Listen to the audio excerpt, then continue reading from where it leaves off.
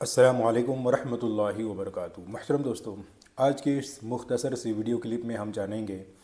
کہ نماز میں تکبیر اولیٰ کیا ہے، تکبیر اولیٰ کے ساتھ نماز پڑھنے کی کیا فضیلت ہے، اور تکبیر اولیٰ حاصل کرنے کا آخری درجہ کیا ہے۔ لہٰذا بہت ہی ضروری ویڈیو ہے، اس کو آخر تک دیکھیں اور ہو سکے تو دوسروں تک بھی ضرور شیئر کیجیے گا۔ دیکھیے، تکبیر اولیٰ کے ساتھ نماز پڑھنے کی بہت ہی زیادہ فضیلت ہے۔ کمال درجے کی نماز اس شخص کی ہوتی ہے جو تکبیر اولیٰ کے ساتھ نماز پڑھے۔ تکبیر اولیٰ کہتے ہیں جو پہلی مرتبہ امام صاحب اللہ اکبر کہہ کے ہاتھ اٹھا کر جو باندھتے ہیں، اس تکبیر کو تکبیر اولیٰ کہتے ہیں، اس کو تکبیر تحریمہ بھی کہتے ہیں۔ تو جو شخص تکبیر اولیٰ کے ساتھ نماز پڑھتا ہے، اللہ کے رسول صلی اللہ علیہ وسلم نے اس کے بارے میں ارشاد فرمایا کہ جو شخص 40 دن تک لگاتار تکبیر اولیٰ کے ساتھ نماز پڑھے تو اس کے لیے 2 پروانے ہیں، ایک نفاق سے بری ہونے کا اور دوسرا جہنم سے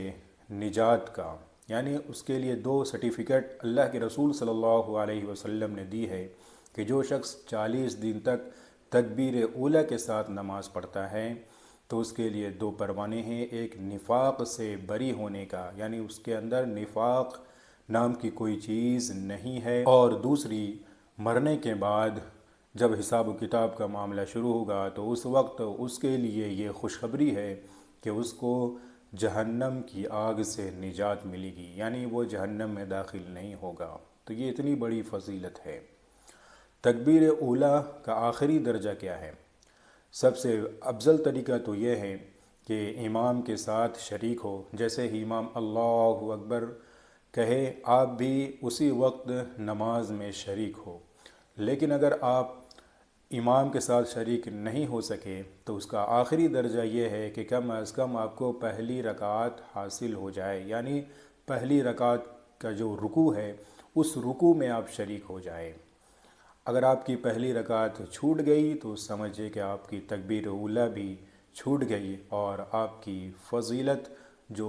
اللہ کے رسول صلی اللہ علیہ وسلم نے بیان فرمائی ہے اس کا آپ حقدار نہیں ہیں۔